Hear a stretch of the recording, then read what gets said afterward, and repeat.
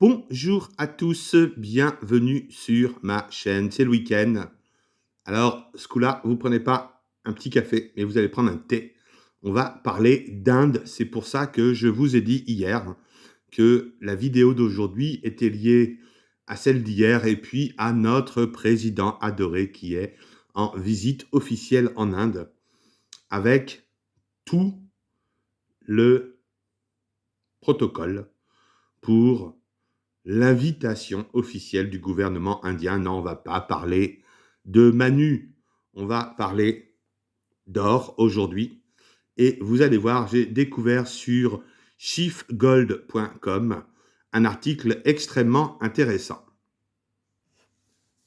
Alors, je ne vais pas vous parler de tout ce que vous savez déjà sur l'Inde, c'est-à-dire qu'ils sont des grands consommateurs d'or, qu'en Inde, la population utilise l'or pour épargner, utilise aussi l'argent pour épargner. On offre des bijoux en or ou bien en argent. Non, tout ça, vous le savez déjà. Comme je vous le dis toujours, sur ma chaîne, vous allez avoir des informations que vous ne trouvez pas autre part. Alors d'ailleurs, pour les nouveaux, pour ceux qui sont toujours pas inscrits, écoutez la vidéo jusqu'au bout. C'est jusqu'à la fin que je vous donne des informations intéressantes et j'essaie de réduire et de restreindre mes vidéos à 15 minutes parce que, je vous l'ai dit souvent, moi, je trouve que des vidéos de 30, 50, 1 heure et demie, mais vous et moi, on n'a pas le temps de regarder et de faire de telles vidéos.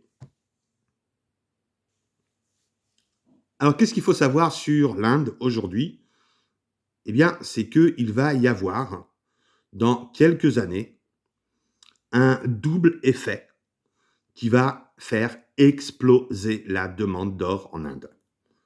Et c'est ça qui est important, c'est ça que vous devez retenir de cette vidéo. Maintenant, je vais vous expliquer pourquoi. Alors, vous savez que dans 18 ans, il n'y a plus d'or. L'extraction minière, c'est fini. Il ne sera plus économiquement intéressant d'extraire de l'or. Déjà aujourd'hui, dans les mines qui exploitent de l'or, on essaie de retravailler ce qui a déjà été extrait. On a des nouvelles techniques pour pouvoir encore plus exploiter d'or dans ce qui a déjà été extrait.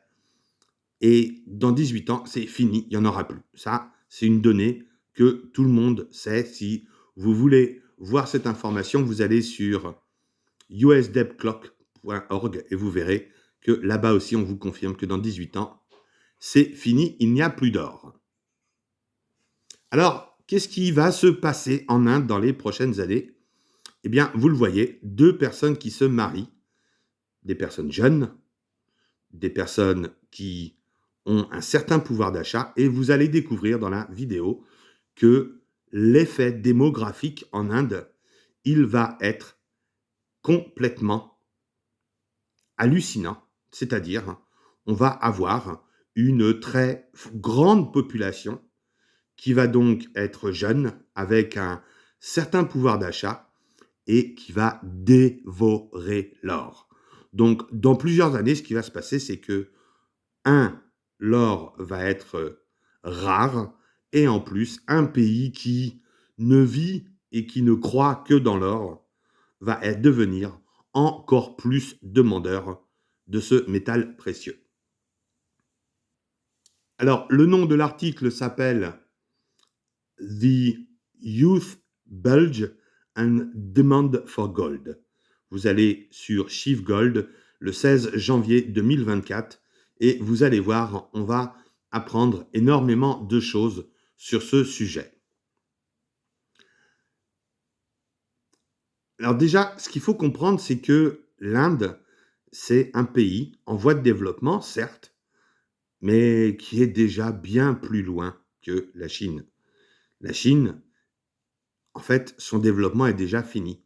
Pourquoi? Parce que les industries de l'Ouest commencent déjà à partir de la Chine, c'est-à-dire la production industrielle baisse en Chine, et puis surtout, la politique de l'enfant unique, eh bien ça a un prix. Ça a un prix démographique, c'est-à-dire pendant des années en Chine, on n'a eu qu'un seul enfant, de préférence un garçon, qui donc devait être la retraite des parents. Mais la conséquence, c'est qu'aujourd'hui, on ne fait pas assez d'enfants en Chine. Alors qu'en Inde, ils sont bien moins bêtes. Ils ont libéralisé, ils ont laissé les gens libres d'avoir des enfants, plusieurs enfants, un garçon, une fille. Et donc, la croissance démographique en Chine, elle est finie. Alors qu'en Inde, eh bien, elle va encore exploser. Vous allez voir, je vais vous faire voir certaines statistiques, certains graphiques. Alors, vous voyez ici déjà un premier graphique qui vient de thomsonreuters.com. On parle ici de l'évolution, sur cette courbe, de la population en âge de travailler entre 16 et 64 ans. Alors, vous le voyez sur le côté, on est en milliards d'habitants, donc 1000 millions, ça fait un milliard. Et alors, je vais vous faire voir cette courbe sur le temps. Alors, en orange, la Chine. Et vous voyez, la Chine, la population déjà commence à baisser à partir de 2025.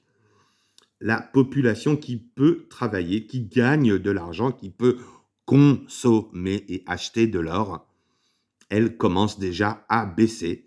Et on estime que en 2100, c'est-à-dire dans 70 ans, eh bien, la population totale de la Chine aura baissé auprès de, allez, on va dire 800 millions d'habitants.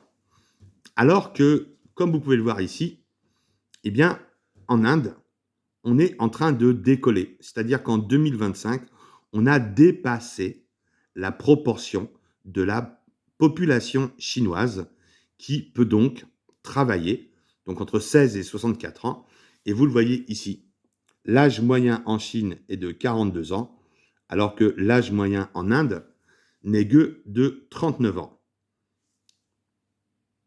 Mais ce qui est surtout important de savoir, c'est comment la population est distribuée.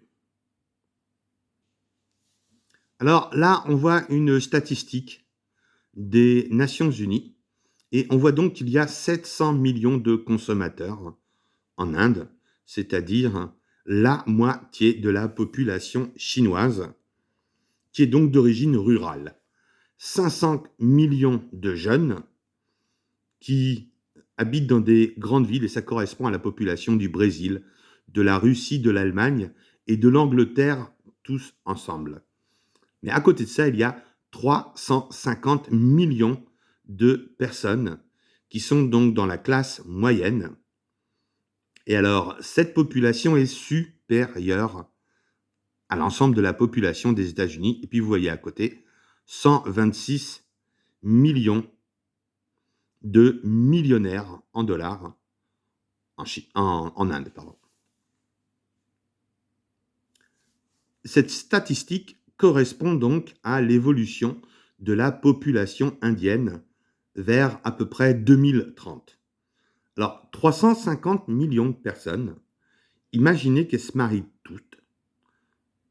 Et on leur offre de l'or pour leur mariage. On leur offre combien, à votre avis? Eh bien, moi, je vais vous le dire, parce que je suis allé à un mariage de personnes d'origine indienne. Alors, une de mes collègues est d'origine du Punjab. Alors, le Punjab, c'est une région au Pakistan qui, lorsque l'Inde et le Pakistan se sont séparés, eh bien, les Pakistanais musulmans ont expulsé toute la population du Punjab qui était d'origine en fait sikh. Et alors, elle fait partie de la diaspora indienne à travers le monde. Et alors, j'ai eu le plaisir d'être invité à son mariage. Alors, un super mariage. Ça dure 3 jours. 7 robes, 7 saris qu'elle avait. Et elle a été, mais couverte d'or. Alors, c'était une méga fête. J'ai vu les cousins. Alors, certains venaient d'Angleterre.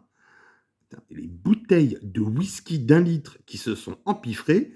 J'ai halluciné. Des bouteilles de rhum. Les mecs, je peux vous dire, Ils faisaient la fête. Et alors les filles, toutes superbes dans leurs saris, avec leurs bijoux. À un moment, je me suis demandé combien de kilos d'or il y avait dans la salle. Il y avait 300 personnes. J'ai estimé que probablement il y avait 2 kilos d'or dans la salle entre ce que portaient les femmes, les hommes. Alors, des bijoux, des bracelets, des colliers, des boucles d'oreilles. J'ai vraiment halluciné, une méga fête. Mais alors, imaginez donc que 350 millions de consommateurs se marient, ou bien au fur et à mesure qu'ils épargnent, ils achètent 100 grammes d'or. Eh bien, 100 grammes d'or, ça fait 35 000 tonnes d'or. Et là, je ne vous parle même pas des 700 millions de personnes qui sont dans la communauté rurale, qui elles aussi vont consommer de l'or, ou bien les 500 millions de jeunes, tous très bien éduqués, qui sortent d'universités, qui travaillent dans des industries. Je ne sais pas, je ne peux pas vous dire combien est-ce qu'ils vont consommer d'or. Mais il est clair qu'en 2030, toute cette population va faire exploser la demande en or. Alors, comme vous pouvez le voir ici, la Chine aujourd'hui consomme encore 984 tonnes d'or à l'année. Mais l'Inde est que à 849 tonnes d'or. Alors, imaginez-vous la proportion d'or qui va être consommée par l'Inde le jour où l'Inde va être le super pouvoir, ce qui ne donc sera plus l'Inde. Et la grosse différence, c'est que en Chine, on ne se marie pas avec de l'or. En Inde, par contre, on se marie couvert d'or. Moi, j'ai vu ma collègue avoir 2 bracelets offerts. Il y en avait au moins pour 2 fois 35 grammes d'or, des gros bracelets. Son mari, j'ai pas pu le voir, c'était sous sa chemise. Mais je peux vous dire que elle a été couverte d'or.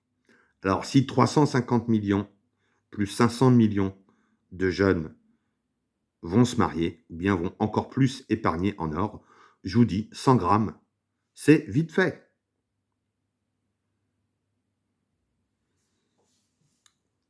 La conclusion de cet article, c'est quoi? Et je vous l'ai dit hier dans ma vidéo sur l'argent. Les Indiens consomment de moins en moins d'argent. Pourquoi, à votre avis? Eh bien, c'est simple. Ils ont de plus en plus de moyens de consommer de l'or. C'est pour ça que le réveil de la jeunesse indienne, eh bien, elle aura de l'argent, elle sera dans un pays avec une croissance économique bien plus importante qu'en Chine. Ils croient, ils rêvent et ils se marient en or. Donc, je peux vous promettre que la demande en or dans les prochaines années, elle ne va faire qu'exploser. Il y aura de moins en moins de production, donc n'allez pas sur l'argent. Les Indiens ont déjà compris qu'il était préférable d'être dans l'or. C'est pour ça qu'ils consomment de moins en moins d'argent, car ils ont de plus en plus de moyens, donc autant aller dans l'or. Voilà, c'était tout pour aujourd'hui. Mettez-moi un petit pouce, un petit like, un petit commentaire. Et puis, comme je vous le dis toujours, prenez votre calculette. 100 grammes d'or fois 350 millions d'habitants. Ne vous inquiétez pas, ils vont tellement en consommer de l'or qu'ils vous rachèteront n'importe quoi. Des bijoux cassés, des Napoléons, tout. Ils vont tout accepter pour pouvoir se marier. Allez, je vous retrouve demain pour la prochaine vidéo. Si vous n'êtes toujours pas inscrit à la chaîne, faites-le. Et puis, mettez-moi un petit commentaire. J'aime bien lire les commentaires. Et puis, surtout, je vois que mes auditeurs interagissent les uns entre les autres et puis se donnent des bons conseils. C'est ce que je veux, que tout le monde puisse s'éduquer sur l'or. Bonne journée, à demain, ciao, salut.